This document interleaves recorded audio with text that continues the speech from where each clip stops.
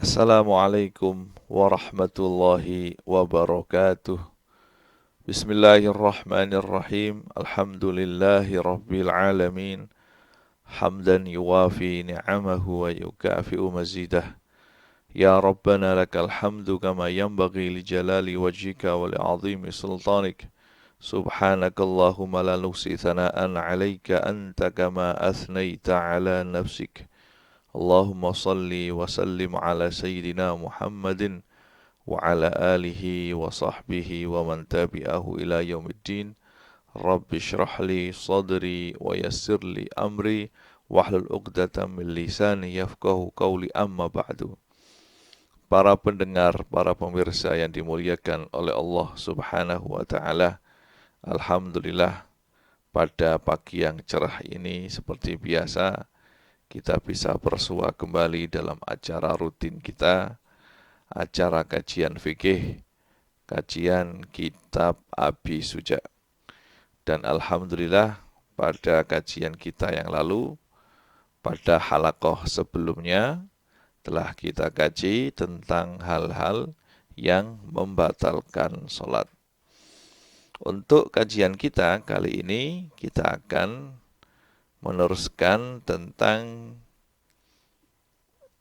masih dalam pembahasan sholat, tentang jumlah rakaat dalam sholat dan tentang cara melakukan sholat jika tidak mampu untuk melakukannya dengan berdiri. Bismillahirrahmanirrahim. Qala al-musannifu rahimallahu ta'ala wa nafa'ana bi ulumihi fid dharaini amin. Faslun raka'atus sholawati al-mafrudati sab'a asyrata raka'atan. Rakaat salat fardu itu semuanya ada 17 rakaat. Ya bisa kita hitung ya. Subuh 2 rakaat, zuhur 4 rakaat, asar 4 rakaat, dah 10. 2, 4, 4, 10. Kemudian ditambah maghrib 3 rakaat dan isya 4 rakaat ditambah 7, berarti 17 rakaat. Fiha arba'un wa thalathuna sajdatan. Di dalam 17 rakaat itu ada 34 sujud. Wa arba'un wa tis'una takbiratan. Di dalam 17 rakaat itu ada arba'un wa tis'un, ada 94 takbir. Ya. Wa tis'u tasyahudatin, ada 9 kali tasyahud. Ya. Karena setiap salat kan ada 2 tasyahud ya, kecuali salat subuh. Ada 1 tasyahud, berarti 9. Ya. Wa asyru taslimatin, dan 10 salaman ya, karena setiap salat ada 2 salaman. Salam pertama dan salam kedua. Kalau salatnya 5 kali berarti salamnya 10 kali. Wa mi'atun wa salasun wa khamsuna tasbihatin. Dan di dalam 17 rakaat itu ada 153 tasbih.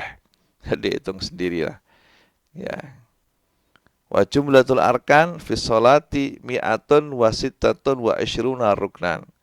Kalau dijumlah semuanya 17 kali 5 ini cuma rukun ya, rukun sholat kan 13 tadi, dijumlahkan dikalikan 3 ya, itu ada 126 rukun ya, 126 rukun ya kan, dijumlah sendiri nanti nggih. Fi subhi salasuna ruknan, di dalam salat subuh ada 30 rukun. Wa fil maghribi isnani wa arba'una ruknan, di dalam salat maghrib ada 42 rukun. Wa fi rubaiyati, dan di dalam salat-salat yang 4 rakaat itu ada arba'un wa khamsuna ruknan, ada 54 rukun. Ini jumlah secara keseluruhan, dijumlah oleh Imam habis rujak, Masya Allah. Kemudian ini yang penting untuk kita pelajari berikutnya, waman ajaza anil qiyami fil faridati shalla jalisan. Barang siapa yang tidak mampu untuk sholat dengan berdiri di sholat fardu, shalla jalisan, maka diperbolehkan sholat dengan duduk.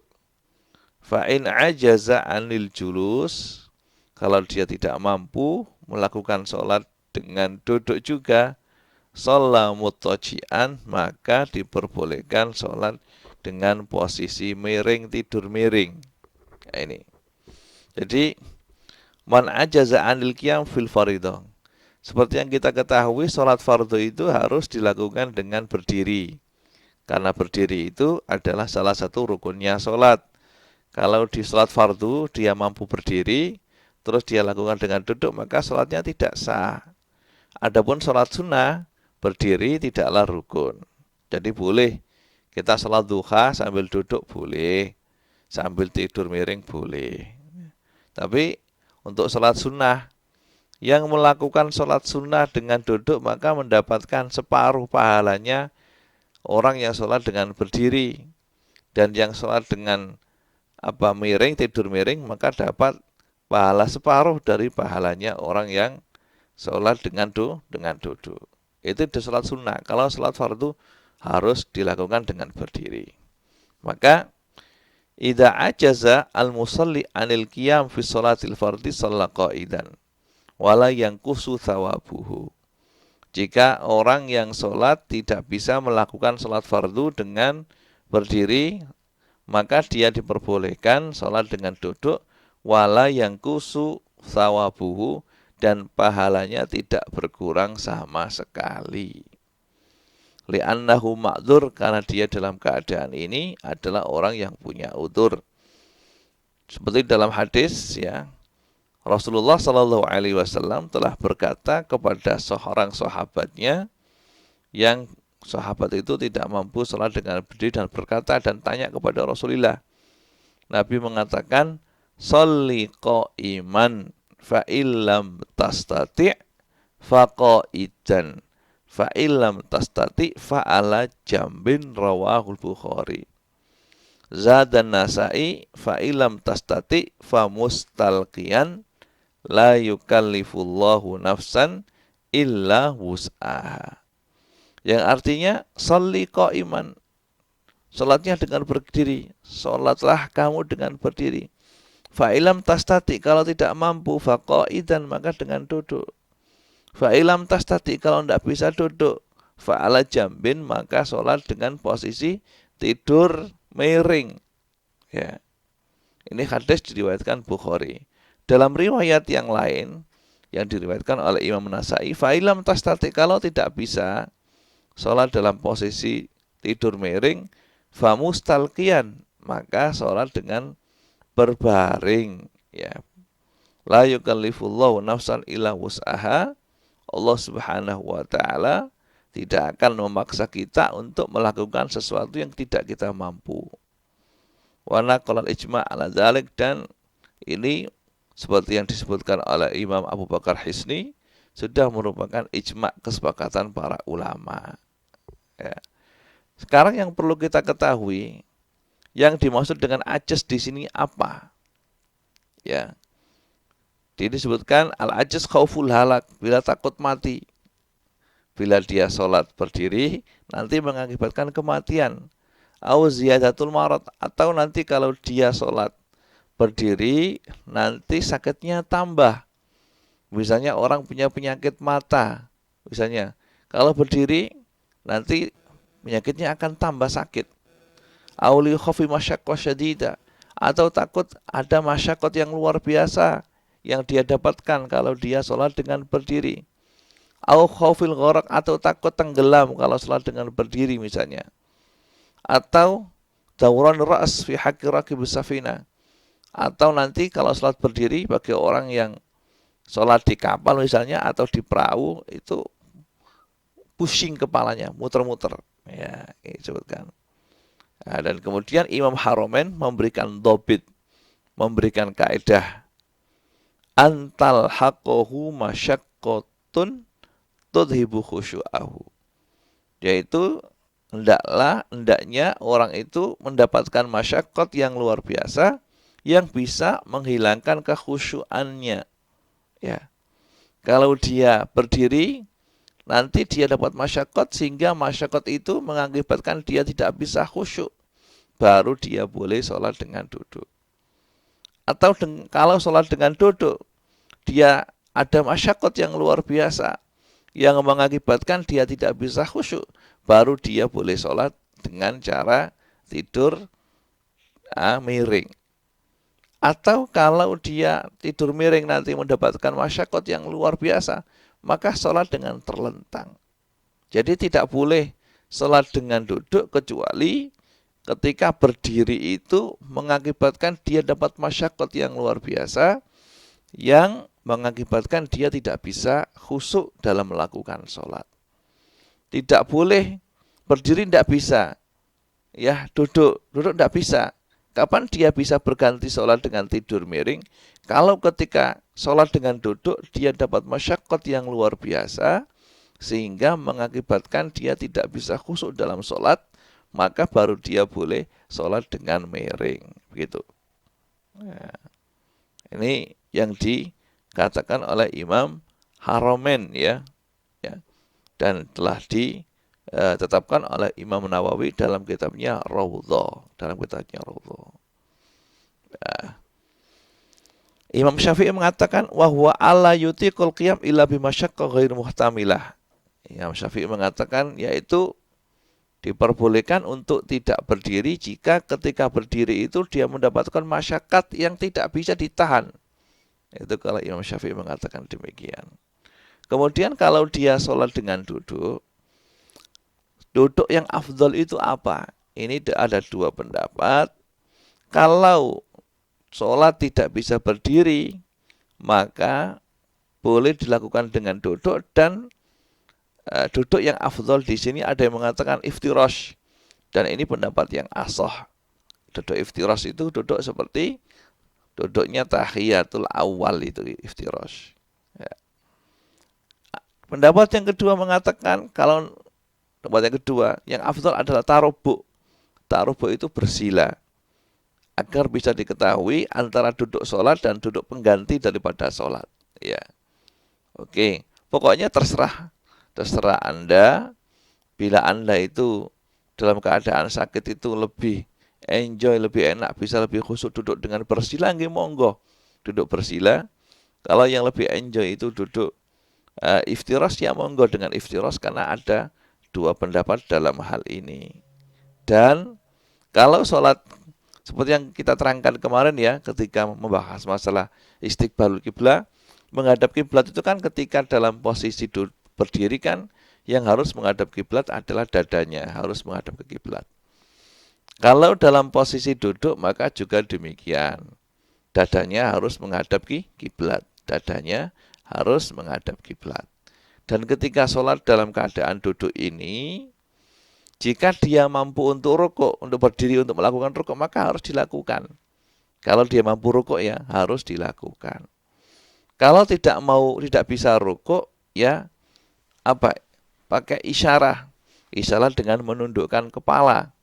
Dan ketika menundukkan kepala seperti ini, kita tundukkan kepala kita agak ke depan gini, yang mana jidat kita itu jika ditarik ya garis lurus itu akan jatuh di posisi depannya lutut kita ya. Jadi di depan lutut kita ya, gitu. Harus ya gitu. Kalau begitu juga kalau dia bisa sujud maka harus sujud. Ya, harus sujud. Harus melakukan sujud seperti biasa. Kalau juga tidak bisa rukuk dan tidak bisa sujud, maka sujudnya dilakukan dengan isyarat juga. Kalau tadi rukuknya itu dengan isyarat ya, dengan isyarat kepala, menundukkan kepala dan kepalanya itu kalau ditarik benangnya jatuh di depan lutut, maka kalau rukuk kalau sujud ya harus lebih maju lagi, lebih dengkluk lagi gitu. Kalau itu memang dia tidak bisa sujud. Walhasil ketika dalam posisi duduk, sholat dalam posisi duduk, kalau dia bisa rukuk maka harus dilakukan rukuk. Kalau tidak bisa maka diganti dengan isyarat kepala, yaitu dengan menundukkan kepala, yang mana posisi jidat itu kalau ditarik benang itu jatuh di depan daripada lututnya. Begitu juga kalau dia bisa sujud, wajib sujud. Kalau tidak bisa maka dilakukan dengan isyarat juga, yaitu dengan menundukkan kepala. Tapi untuk isyarat pengganti daripada sujud ini harus lebih dengklok lagi, lebih maju lagi kepalanya. Ya. Kemudian tadi fa'in ajaza anil qu'ud sholat murtaji'an. Kalau dia tidak bisa sholat dengan duduk, maka sholat dengan berbaring, miring, yang mana posisi lambung kanan itu ada di bawah, kepala di utara, kaki di selatan, persis seperti posisi orang yang orang yang dikubur di liang lahat gitu ya. Jadi kepala di utara, kaki di selatan, dan miring. Miring yang berada di bawah adalah lambung kanan. Dan ketika sholat dalam keadaan seperti ini, maka dadanya wajib menghadap kiblat, begitu juga wajahnya harus menghadap kiblat. Ya, yang diwajibkan menghadap kiblat adalah dadanya dan wajahnya. Juga begitu kalau dalam keadaan tidur miring ini masih bisa sujud, masih bisa rukuk seperti biasa, ya wajib dilakukan rukuk seperti biasa. Dan kalau bisa sujud, ya sujud juga seperti biasa. Kalau mampu dan tidak ada masyakat sama sekali. Kalau ada masyakat maka diganti dengan isyarat pakai kepala. Ya. Gimana lagi kalau tidak bisa sholat dengan tidur miring gini karena masyakat, misalnya lambungnya sangat sakit sekali kalau dibuat tidur miring ya, tidak bisa khusyuk, maka sholat dengan terlentang. Sholat dengan terlentang. Terlentang ini berarti kaki di barat, kepala di timur, dan wajib menghadap kiblat dengan wajahnya. Jadi di bawah kepalanya itu ditaruh bantal supaya posisi kepala itu bisa tinggi dan bisa menghadap kiblat. Kemudian kaki ini harus lonjor ke barat sehingga telapak kaki menghadap kiblat. Tidak boleh kakinya ditarik, ya dengkul ditarik sehingga tinggi gitu seperti ini, ya, tidak boleh.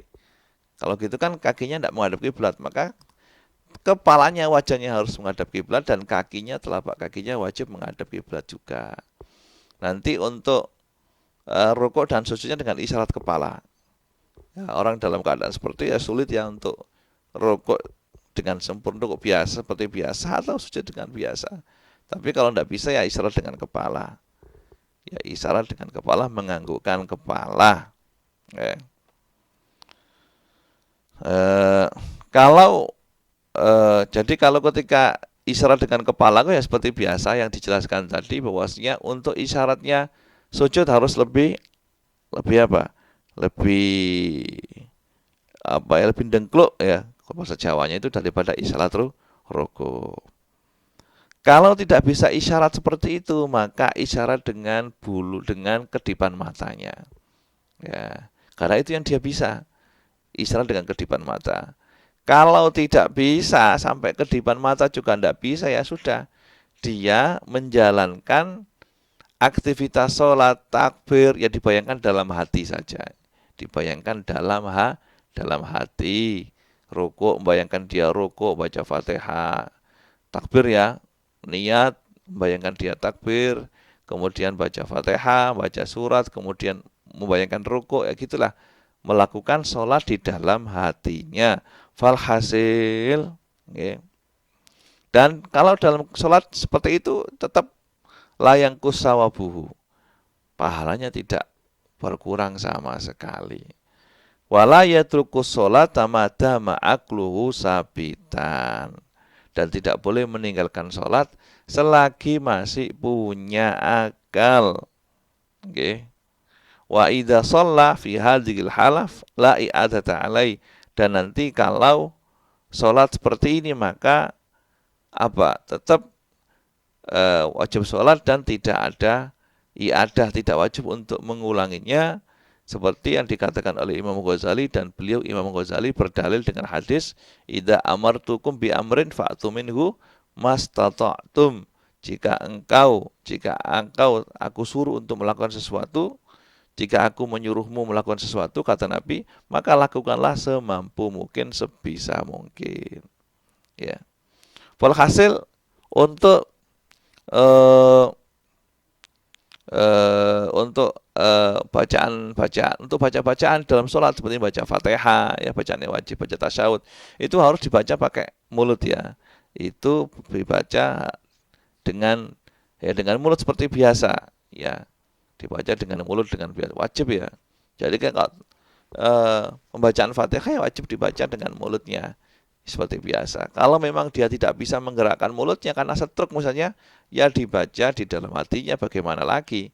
Valhasil selagi dia bisa membaca rukun-rukun sholat seperti membaca Fatihah, membaca sholawat kepada Nabi, membaca tasyahud akhir, ya, membaca salam, maka wajib diucapkan, Kalau tidak bisa mengucapkan karena stroke misalnya, akalnya masih ada, tapi dia tidak bisa menggerakkan mulutnya, tidak bisa ngomong, ya sudah, bisa dibaca di dalam hati. Ini adalah cara sholat orang yang dalam keadaan sakit. Mudah-mudahan apa yang telah kita kaji bisa diamalkan, bisa difahami, dan menjadi ilmu yang manfaat ya. Karena hal-hal yang seperti ini harus diketahui oleh setiap insan muslim.